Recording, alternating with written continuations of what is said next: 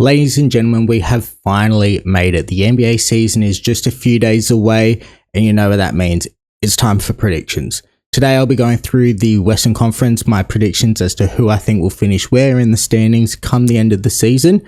But make sure you subscribe to the channel so you don't miss out on the future videos, because I've got Eastern Conference predictions coming through. I've got the award predictions, who I think will win each of the awards, who I think are dark horses, top three. So you won't want to miss that one. And I'll also be giving my prediction as to who I think will be competing in both the Western Conference and Eastern Conference finals, as well as who will win those to play in the NBA finals, and then who will be the champions come the end of it. So don't miss out. Be sure to subscribe. Also, while you're there, leave a like on the video as well if you agree with these standings. If you don't, be sure to let me know in the comments as well. But let's get into it with who I think will finish 15th in the Western Conference this year. Coming in at 15th, I have the Portland Trail Blazers. Now, this would come as no surprise to many of you, I'm sure, with the Trail Blazers not performing well last year, once again being in the lottery. They ended up picking up Scoot Henderson the year before as well, struggled in his rookie season, and since that Dame trade, they've really been in the rebuild mode, and I expect that to continue. My biggest concern why I think they will finish bottom of the standings come next season is just that they don't seem to have a core that they're really confident in the front office know that that's who they're going to build around. I mean, is it Anthony Simons included in that? Is it Shaedon Sharpe and Scoot Henderson? Is Scoot Henderson more like what we expected him to be, or was last year a real depiction of how he'll play in the NBA at that level? They're all the questions that they'll need to work out. Not to mention, you would have seen my previous video where I spoke about the players with the most pressure come this season, or who have a real point to prove this coming season, and DeAndre Ayton was on that list. And so how does he fit into this? What do they do there?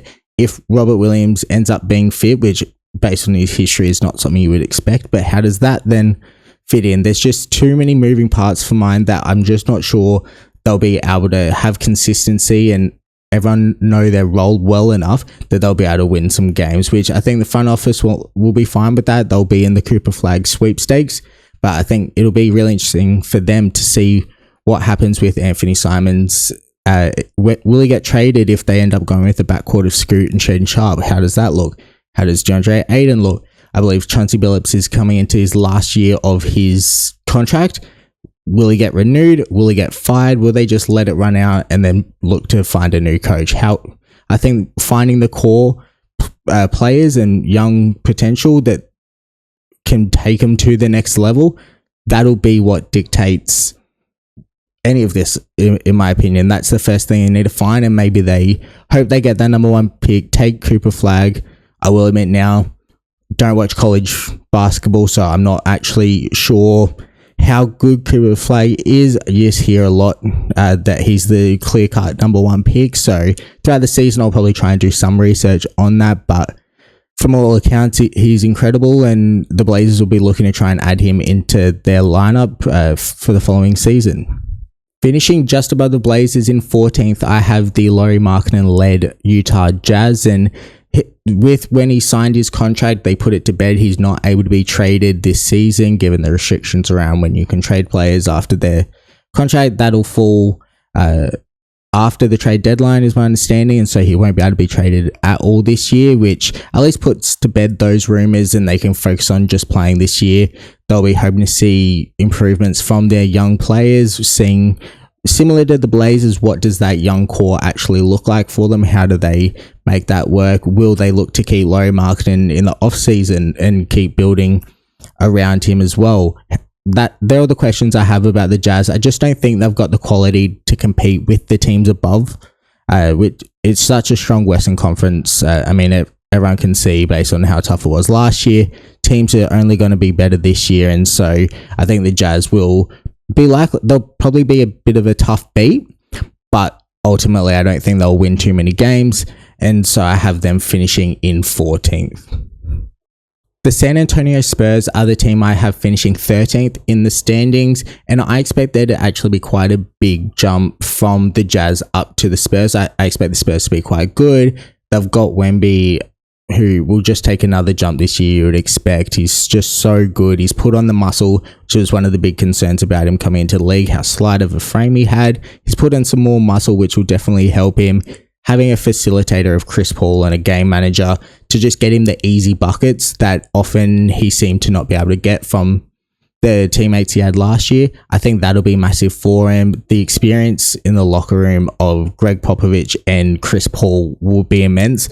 And those young players will be able to learn so much, and they'll be imparting so much wisdom onto those young players that I think they'll be able to really make a jump from last year and be quite competitive in the games this year. I think from 13th onwards, any of those teams can really compete for the play-in tournament. I think there's definitely a chance. So if the Spurs end up in 9th come next season, I wouldn't be shocked. You'd imagine it's due to a massive breakout from Wemby, or not even a breakout, but just a huge jump from him, and then likely great improvements from players like Devin Vassell, who's really done well, and you think playing next to Chris Paul, he'll definitely improve his game. And Keldon Johnson, how does he fit in as well? Because he seemingly was one of the core pieces that they were going to try and build around a few years ago. Now he seems a bit on the outskirts. How does he fit in? But for them to do really well, you can see him having a big year, or potentially being traded as well. But I think the Spurs will have a much improved season from last year. They'll be super competitive. They'll be exciting to watch as well, I think is great, which when you're such a young side, that's one of the things that ultimately the fans are after. The fans are wanting to see improvements from young players and just to be entertaining. And so the Spurs will have that in abundance. They'll definitely be one of the teams to keep an eye out for. When you're watching the games, definitely tune into to as many of theirs as you can, because I think they'll definitely be close in a lot of games and be quite exciting. So I've got them finishing 13th, but if you expect them to be higher, I wouldn't be shocked at all, okay? Let's move on to number 12. In 12th, I have the Houston Rockets, and it's one of those cases that, as I said with the Spurs, I could see them finishing anywhere, for the Rockets, honestly, anywhere from 5th to 13th. I could imagine a season going where that's where they finish in that range. And so I think they'll be much improved from last year. Their players seem to really learn a lot from bringing in some more veterans in Dylan Brooks and Fred VanVleet. So I think that'll definitely help them for this year. It'll be a big proving year as well. I was about to say Jabari Smith Jr., but for Jalen Green and Alperen Sengun, just because there's currently stalls in their contract talks, both players wanting to be paid with the max, whereas the Rockets aren't necessarily sure whether they're worth it. And so they'll be coming out with a point to prove that that's what they deserve to be paid and that's what they should be on. Jalen Green will see the likes of Cade Cunningham, who is playing on a very poor Detroit Pistons team, still being able to get a max contract. Jalen Green was only taken one spot below him as the number two overall pick, I should say, in that draft. And so the Rockets could be quite a fun team as well to watch this year, I would expect. And so I think they'll be able to separate themselves clearly from the Jazz and the Blazers, and potentially how the season goes, the Spurs, I could see there still being another gap from there.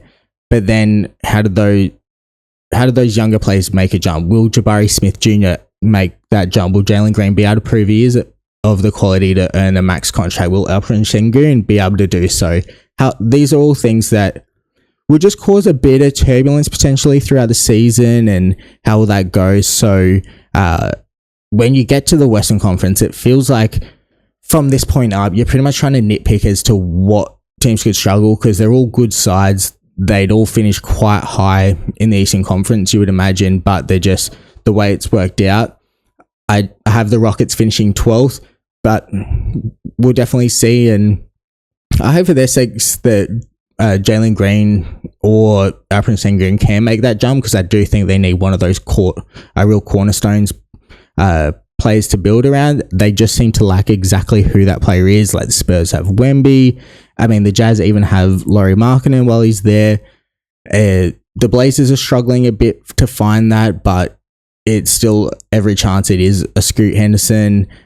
So yeah, I think the Rockets will be hoping this year is the year when they can really find out whether their number one guy is Jalen Green, Jabari Smith Jr., Alperen Sengun, or whether it'll be in the draft and they'll be trying to find someone there again. But I have them finishing 12th, and I still think they'll be an entertaining watch. Number 11 in the Western Conference Finals is probably going to be one of the biggest surprises I would have when compared to a lot of the other standings I've seen previously, and probably what a lot of you expect.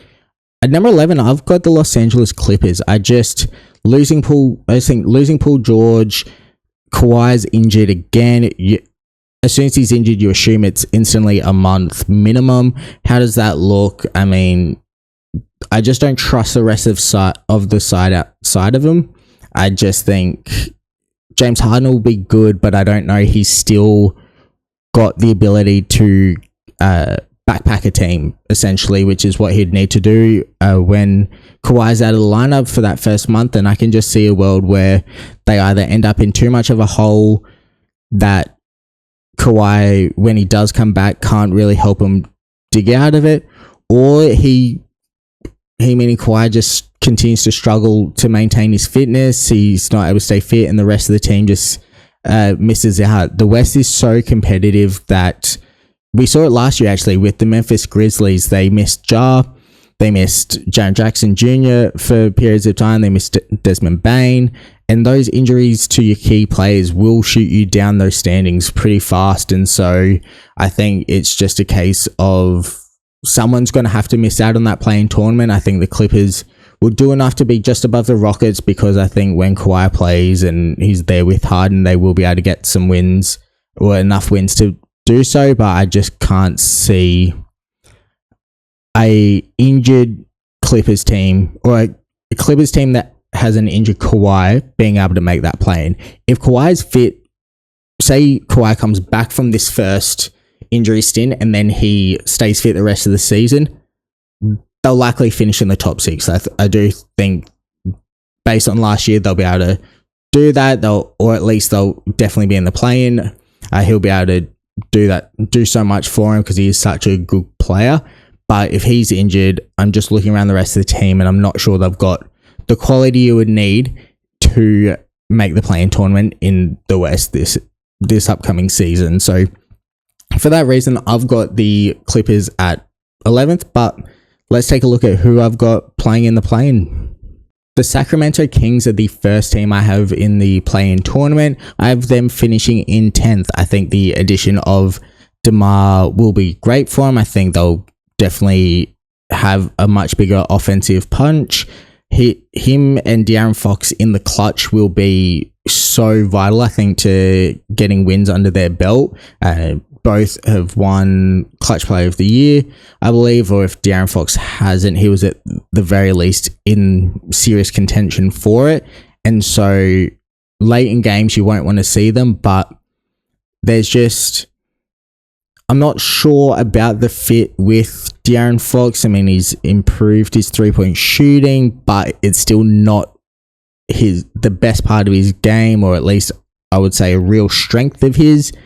Domantas Sabonis kind of can do it, but doesn't have necessarily amazing spacing. So then we add someone who is such a mid-range killer in DeMar DeRozan, whose 3-shot or 3-ball just isn't what you really want him for, to be honest. You want DeMar DeRozan to be pulling up in the mid-range or getting to the bucket. That's what you're trading for him to do, because that's what his strength of the game. It's what he's made a legendary career out of doing. And so I think I'm just not sure how the rest of the team will work. I mean, having other floor spaces in the likes of Keegan Murray will help, but I just don't think that will be enough. I think the fit will be off. Trying to work out exactly who does have the ball in the clutch could potentially be an issue as well, because do you give it to Fox, who's been there for so long and has proven he can do it? Do you give it to DeMar, who's got such a long career and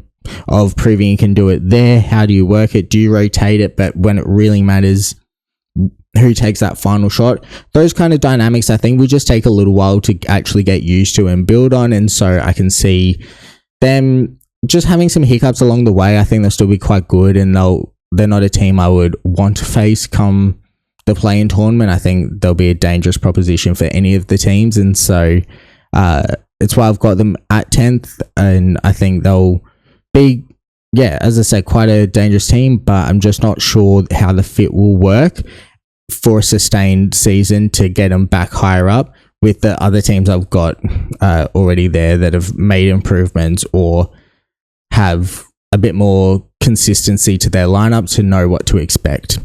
Zion and the New Orleans Pelicans are the team I have finishing in 9th this season. I think they'll probably do what they've done all previous years. It's felt like for the last 5 or so, or at least ever since they drafted Zion, and the fact they'll probably have quite a fast start. They'll come out hot. They'll be towards the top of the standings.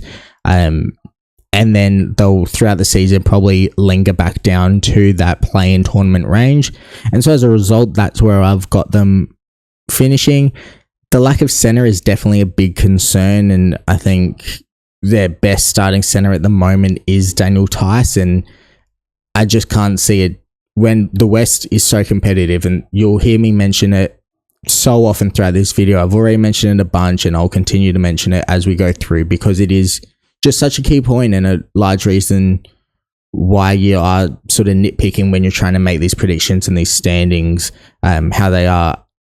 I just don't think a side that has Daniel Tice as their starting center is able to actually push further up and finish in a proper playoff spot. So I've got them finishing in 9th. I think it'd be interesting to see how DeJounte Murray fits into the side and how that works. I think he'll fit there a lot better than he did with Trae Young.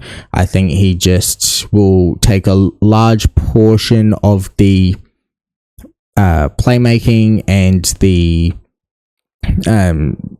sort of point guard roles. I think he'll take a lot of that from CJ, if I'm being honest, just because I think he's a bit younger, he's a bit more of a prospect. He's not a prospect, but you can potentially build around a DeJounte Murray and Zion lineup and getting that relationship fostered to grow for future deals. And who knows then what happens with Brandon Ingram? Will he sign a new contract? Will he be traded?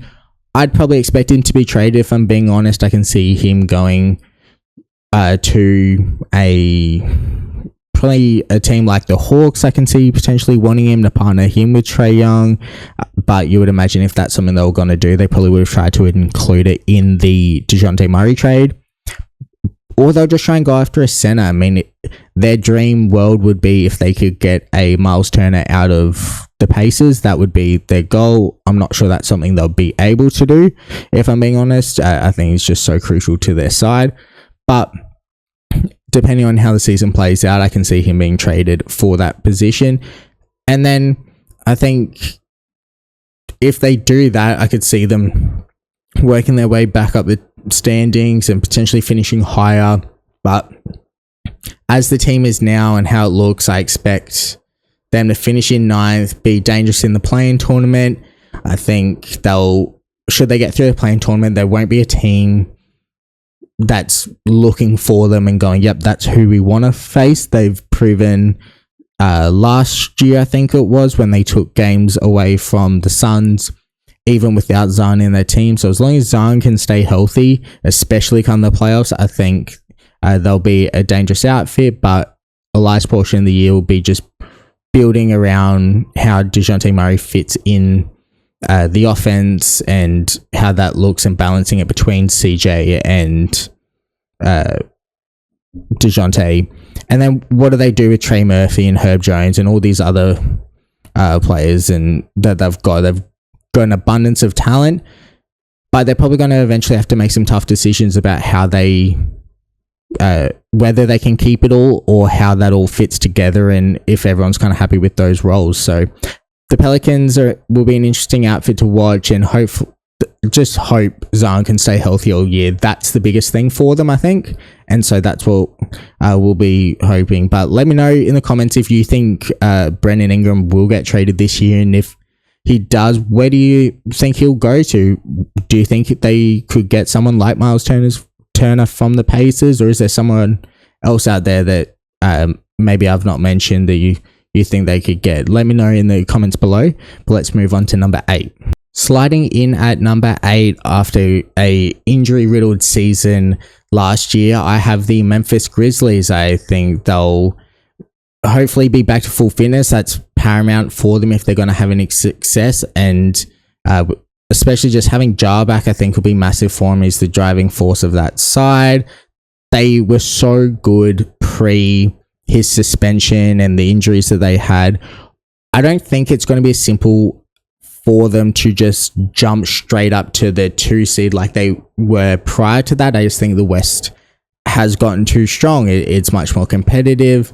The teams are better. They don't have the cohesion. They don't have Dylan Brooks as well, who I'm not someone who's a fan of a lot of his antics. I found him quite annoying, a lot of things he would say, and then he'd kind of act a certain way, and then in the media wouldn't front up to it. And so I'm not his biggest fan, but he was definitely crucial to that side and was very important to their culture, I believe. And so losing him will be big. And how do they replace that? Not having Steven Adams as well, I think, will be a big struggle for him. But Zach Edey could definitely do well for him. He seems to be the kind of center that fits in well with that side and will have a great fit. So I expect them to be good.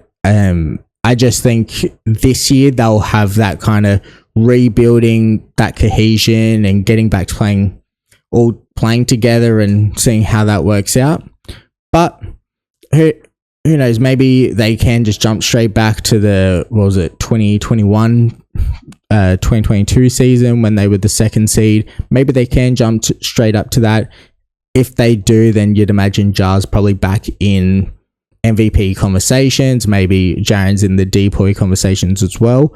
Who knows? But I think they'll finish in 8th. I think they'll be good, but that kind of cohesion will be, or the lack of cohesion and consistency they've had previously is what will limit them from finishing higher. Rounding out the play-in tournament, I have the Golden State Warriors. I'm expecting this year to be a big season from Steph as previous, but I think he'll really come out with a vengeance to kind of, I guess, carry them as much as possible. He'll be after one more ring, just really solidify that before the end of his career, because you would imagine he will start eventually winding down. We've thought this for a while. We said this even about LeBron too, or KD after injuries, and none of them seem to have, but you imagine it will happen eventually. And at some point, the Warriors will also have to decide whether they're able to continue to build around Steph Curry to have a championship team. And if they do, how does that look? I mean, they've already lost Klay Thompson, who from a locker room and culture standpoint will be a massive loss. I don't think that can be understated when you've got such a pivotal person in the franchise's history, which Klay Thompson definitely is. To lose him will be a tough adjustment, and I think this year the biggest thing for the Warriors will be wanting a bounce back from Andrew Wiggins. After last year, had a really tough year dealing with some off the court issues, and hopefully that's all fine, and he's able to just focus on getting back and playing on the court and trying to get back to the previous form he had in his All-Star year.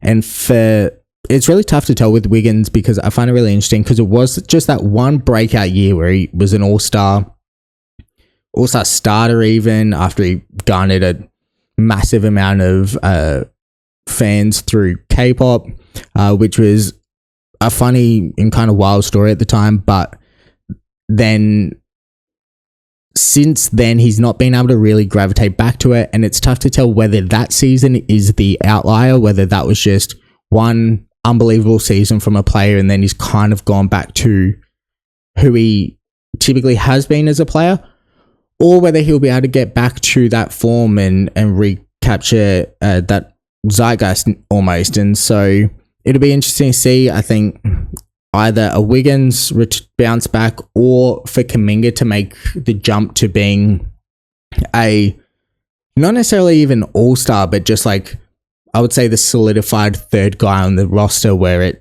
Steph, then Draymond, then Kuminga. I think that's what the Warriors will be after.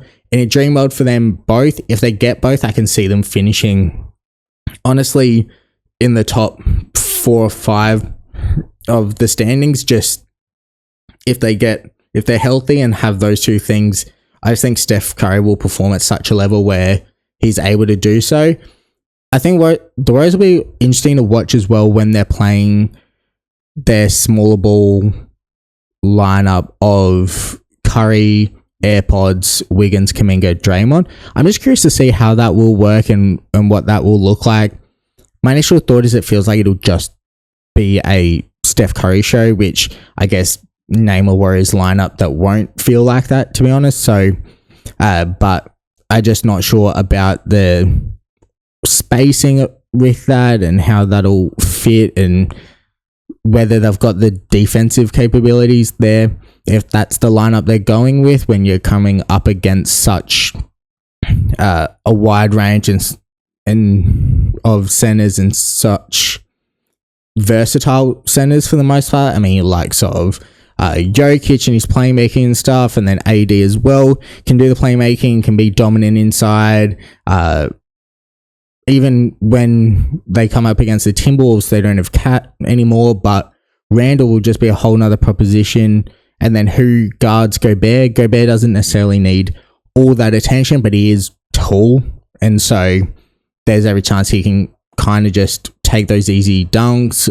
So it'll be interesting to see how they go with that lineup. But I expect, if I was to bet, I'd probably guess I'd be more likely to bet on a Kuminga breakout and jump more than I would on a Wiggins return of form. I think I'd be more inclined to believe that's likely, but we'll see how it goes. I've got, like I said, Warriors coming in 7th, so they'll be in the play-in tournament, and it'll be an exciting play-in tournament. There's no doubt if this is how it plays out, but we'll see. But we should probably just get into who I have finishing in the full playoff spots, starting at number 6. The team I have coming in 6th and being the first team in to avoid the play-in and make the playoffs from the jump is my very own Los Angeles Lakers. And there's every chance that this is kind of just a homer pick, and this is just a bit more of a hope than a prediction, to be honest. But I'm gonna back it. I think we don't know how good JJ Redick will be as a coach. He's not coached anywhere. From what I've seen in preseason, I think there's definitely improvements that have been made. How will that look over the course of the regular season with proper lineups, with proper players? That'll be the big test. And when there's stretches that aren't going right, how does he handle that? That's where we'll really find out whether he's got what it takes to be a head coach in the league. But I think for the Lakers and the wider fan base, just not having the Darvin Ham drama, and it's not even necessarily like there was a lot that he did to impact it. It was a large portion just, we don't really think he was that good of a coach, and then to have that frustration boil over, and then seemingly the players weren't on board as well, that just having him out the door, everyone can fresh start, move on. They all seem to get along with JJ Redick. I mean, it does help when him and LeBron are good mates. He has a good relationship with Anthony Davis as well. So that will definitely help foster a good team culture as well. I believe the way he speaks and understands the game, I think he has what it takes. I was definitely nervous about the appointment though, just because the Lakers are such a high pressure job. But I think they can definitely finish in 6th. I think it does depend on Anthony Davis and LeBron James staying healthy. As long as they can do that, sixth is a realistic possibility for him in preseason, and I understand it is only preseason. It's kind of a case of, for me at least, take the positives, the negatives. People are just working it out and see from there. But in preseason, Anthony Davis has played at a MVP caliber level, and that's what you want to see. He is a player that, from what we've seen, he will perform based on his confidence. And so things like JJ Redick saying he drew up plays to get Anthony Davis a 3 early from the start of the game so he could trust his jumper and see it go down, making sure he fed him the ball throughout the game, throughout the whole game, and not having periods without it. They're crucial because there were periods last year when, late in the game, especially when it got to the playoffs, that Anthony Davis just wasn't getting the ball, and there's only so much you can do when you're not a big that also facilitates in the same way like a Jokic has, where he'll bring the ball up the court. Anthony Davis is relying on being thrown the ball. He can't necessarily just go and get it from the inbound pass like other players might. So having plays drawn up to really build that confidence in him, get him touches, will be massive. And so I'm not expecting him to necessarily have an MVP caliber season, but if he can perform at his best over the course of the regular season and stay fit, I expect the Lakers to be really good, because we know LeBron will sit certain games and he'll rest his body and things like that, because he needs to. Like, there's, what is it now, 22 years of professional basketball wear and tear that he's got there, and while he's dealt with it better than any person in the history, arguably the history of sport has, it's impressive. But he is still going to enter his 40s during the season, and so AD will be the most important player for the Lakers. And I think as long as he's playing with confidence and playing well and staying healthy, the Lakers will be able to finish in 6th. And then hopefully as well, you have D'Angelo Russell perform well. He typically does in the regular season. I think he was underrated last year, and you would have heard me speak about that in my last video as well.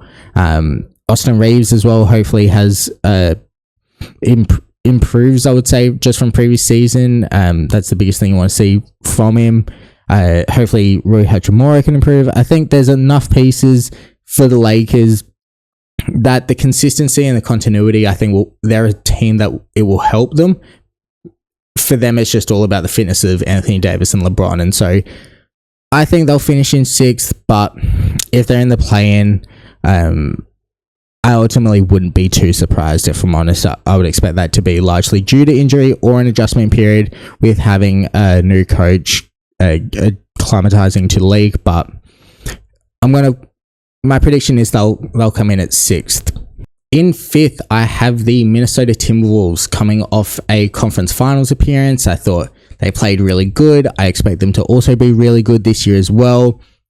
The 1 to 5 for me was really difficult to predict. I think, to be honest, probably 2 to 5 I think was the really toughest part. I could see any of those teams finishing in any of those positions. And so for me, the reason I did end up putting the Timberwolves at 5th is just because I think the time it'll take them to acclimate to having Julius Randle instead of Karl Anthony Towns will be a big adjustment. I mean, Cat's been there for so long. Finally, last year they were able to get it to work between Cat and Rudy. After the first year, they really struggled to make that work.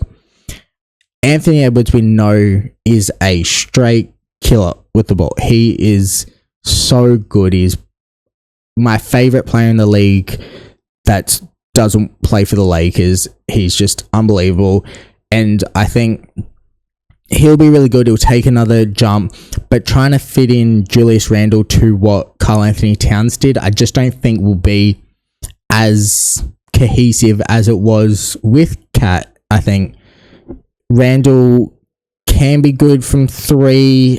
I find he's not as reliable as Karl Anthony Towns. He's a bit more ball dominant as well, which I think might cause a few more issues when it's firmly the Anthony Edwards show. How does Randall fit to that? You saw it in glimpses last year with New York when it was Brunson's team. Essentially, Randall could get it to work, but he also struggled a bit with injuries, especially come the playoffs.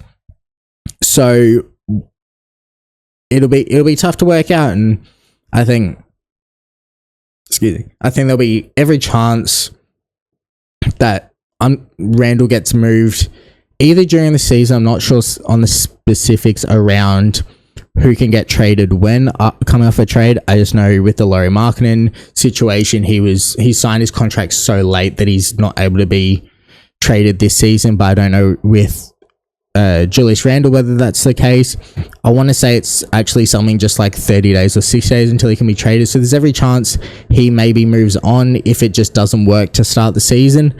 But I think they'll be good. I think they'll eventually get it to work.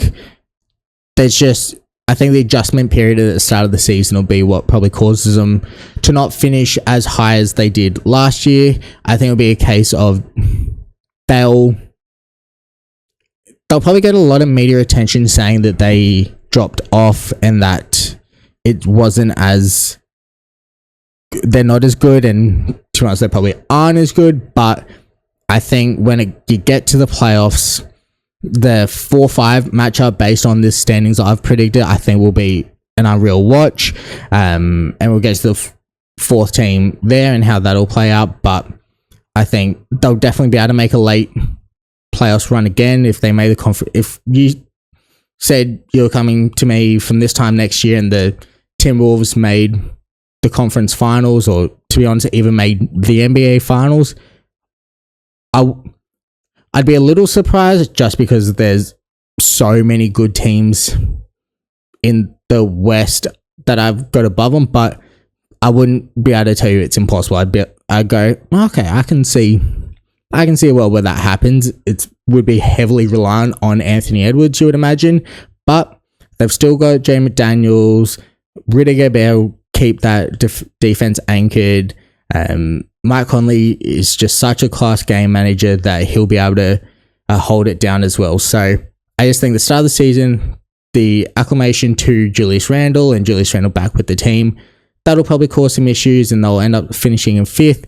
But I think if they finish higher, as with a lot of the teams in the West, to be honest, I can see them being dangerous in the playoffs, or finishing higher in those standings come the end of the season. I just mentioned before the potential 4-5 matchup based on my standings and how it would be an exciting one to watch.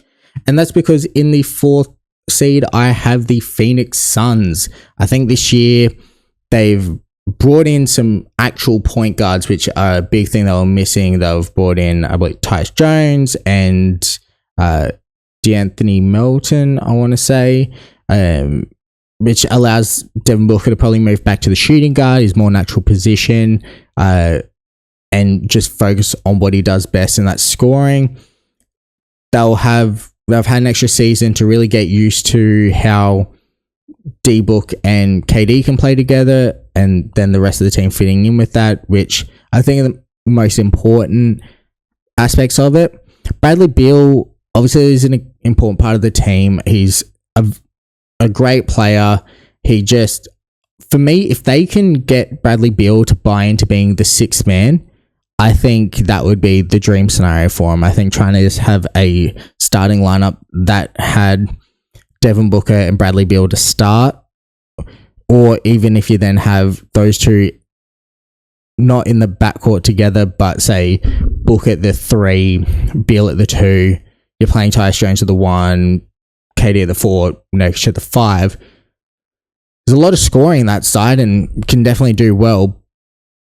But there's so many players that require the ball in that lineup that I'm just not sure how it would work, because they're not all players that require the ball but can do other things off of it. Like, it's not as if any of those stars are necessarily known for their defense. You'd probably say they're all adequate defenders. I mean, same with Tyus Jones, isn't a lockdown defender who you can go scored 8 points this season, but get 7 assists and be the point of attack defender for us, and Jokic just hold down the paint and block shots and get rebounds for us.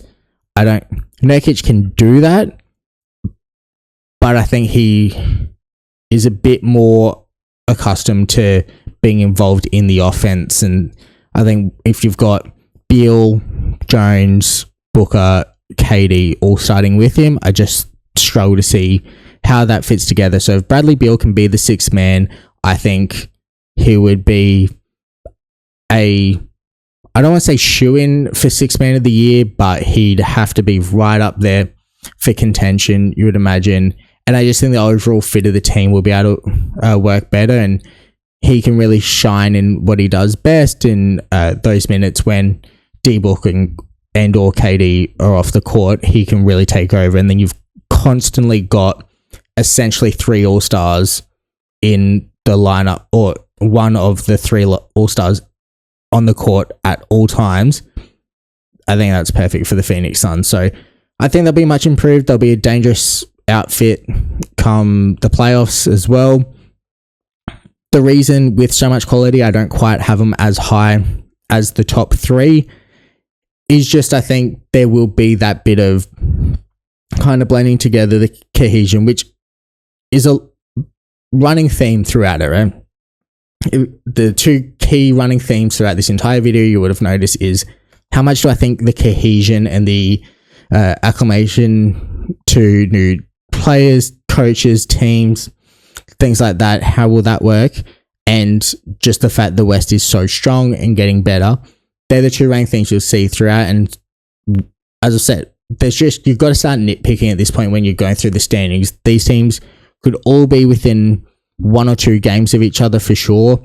I just think, say, December is when they work out, yeah, Bradley Beal's the 6th man, this is what works best. If they drop a few games in November, that could be the separator. And so that's why I've got them in 4th. I think they'll be really good. They'll be dangerous in the playoffs, as I said. I just think they will fall a step below those top 3.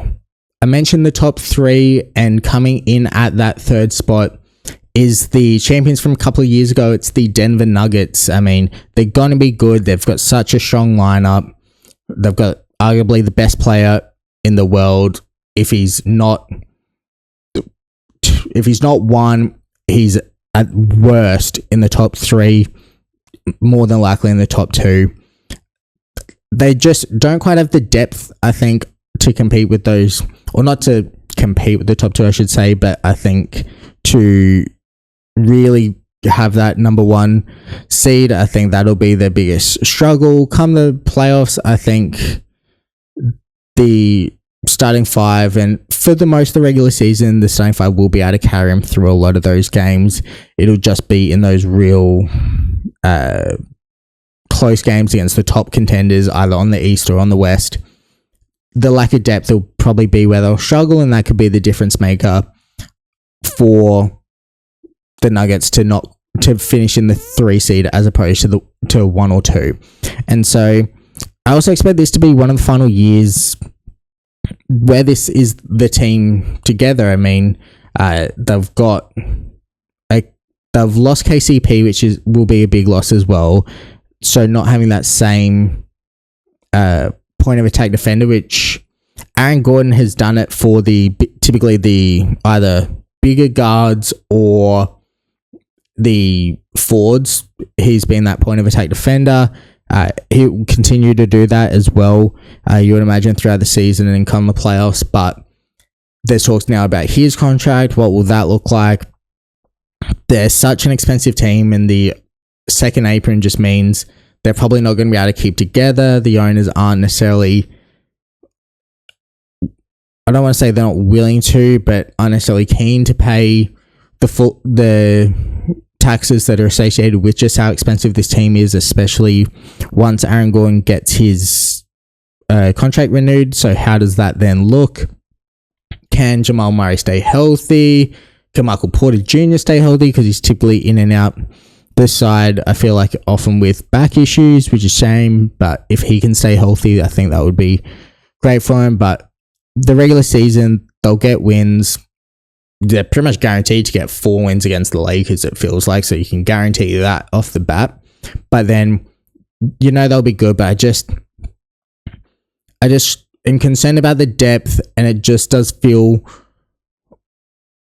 I was about to say that they're resting on the laurels, and I don't think that's necessarily true to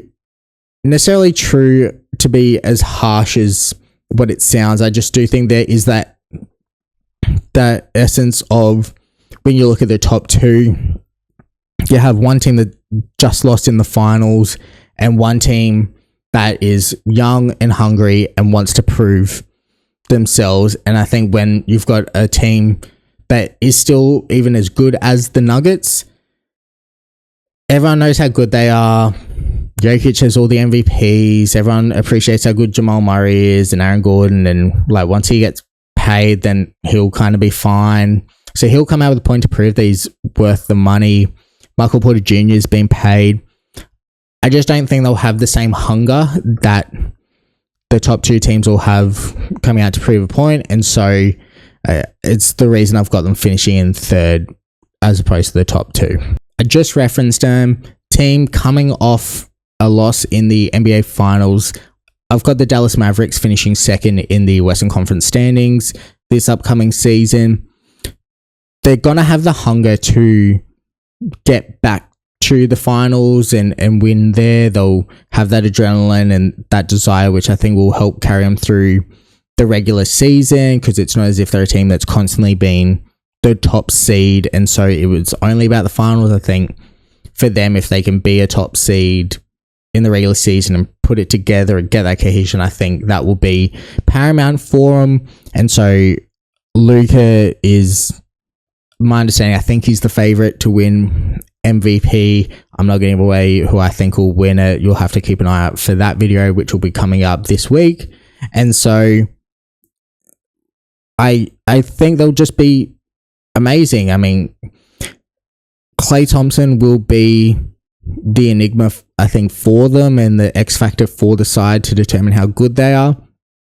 I don't think they're expecting Klay Thompson to be, or at least I hope they're not expecting Klay Thompson to be the same defender he was in the prime Golden State Warriors years. You can tell the injuries have just caught up with him. He's lost a step in that regard.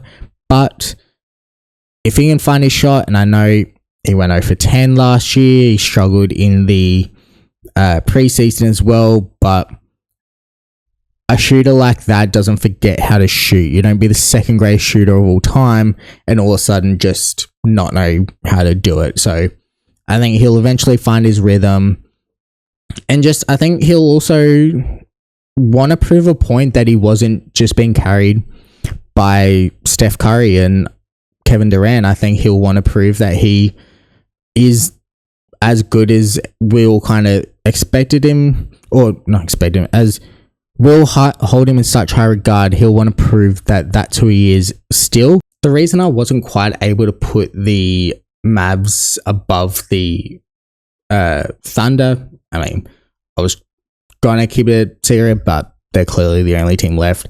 The reason I couldn't quite put the Mavs above the Thunder in the standings is just I'm not sure defensively they'll have the acumen to be able to really get there. I think just no one in their team strikes me as anything more than a serviceable defender. I mean, if they're asking Klay to be the point of attack defender, I think they will just get shredded. He's just not quite at the level he has been in his prime. As I said earlier, Luka has to do so much offensively, and kind of same with Kyrie. Kyrie sat in the chair and got down and did the defensive grafting required during the playoffs and was really good at it and was great to see. I'm not sure it's something you can consistently rely on for 82 games in the regular season. So losing Derrick Jones Jr. was just a massive loss. Maybe they during the season they trade for someone who can fill that role if they're noticing it to be more of an issue. Maybe they saw something within the team or someone on the depth chart that maybe has that capability that we're not too sure on at this stage. But that defensive side of the ball is just where I'm not sure they'll be able to compete with to take the number one spot from the Oklahoma City Thunder. And so that's why I've got them in number 2. But will it be proved wrong because they may just win all their games by scoring 180 points and just going out from there. But we'll have to just wait and see in that regard. Unsurprisingly, I have the Oklahoma City Thunder finishing as the top seed come the end of the season in the Western Conference. I think they're just so good across the board. They had arguably the best off-season when you look at Caruso and Hartenstein. Only probably their off-season's only potentially beaten out by the Knicks, I would argue, just with who they brought in. But for fit of the team, Caruso in there with Lou Dort just on the defensive side of the ball, with Chet playing center and rim protecting there, they're just going to be unreal. Hartenstein as a backup center as well brings in rebounding, which is something they really lacked. That was one of their big struggles last year, so they instantly addressed it, brought someone in who can do that at quite a high level. And then just Shea will be in MVP conversations. He's in the top, he might be second favorite, I think, from memory, only to Luka. And so there's every chance he wins it. He's definitely a lot of people's prediction to win it. So I expect him to be up there for it. J-Will, or J-Dub. I'm pretty sure J-Will's the center and J-Dub's the forward. But yeah, Jalen Williams will be unreal. He's so good and such a perfect fit alongside Shea and Chet. So it really does feel like the Thunder team from that Westbrook, Harden, Durant era, and just how young and exciting to watch they were, and just the stars of the future in that lineup. Who knows if any of them will get to the level of those earlier 3 I mentioned, because they're all Hall of Famers. But just from what they're doing, they've got one of the best coaches in the league. They've got depth. They've got offense, defense. They're just unreal. They're going to be dangerous come the playoffs with another year under their belt, because that was always one of the concerns, was could you trust this side being so young come the playoffs? Will the lack of experience catch up to them? They've now got more experience, so I expect them to be good. As long as they're healthy, I think they'll be the number 1 seed. I'd be shocked to see anyone take that spot from them, to be honest. I think they're firmly fixed in the number 1 seed.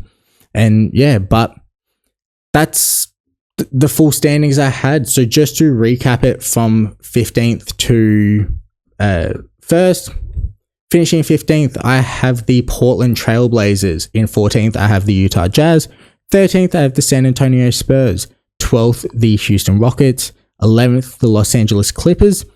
10th, I have the Sacramento Kings. 9th, the New Orleans Pelicans. 8th, the Memphis Grizzlies. 7th, the Golden State Warriors. 6th, I have the Los Angeles Lakers. 5th is the Minnesota Timberwolves. 4th, Phoenix Suns. 3rd, Denver Nuggets. 2nd, Dallas Mavericks. And 1st, the Oklahoma City Thunder. But they're my predictions. Stay tuned. I'll have a video coming out soon with my Eastern Conference rankings as well as my award predictions, who I think will actually make it to the Western and Eastern Conference finals, and who I think will win the NBA finals at the end of the season. So be sure to subscribe to the channel, like the video as well if you did enjoy it. Leave a comments below on who you think will finish where in the standings. Who's your favorite team? How do you think it'll go?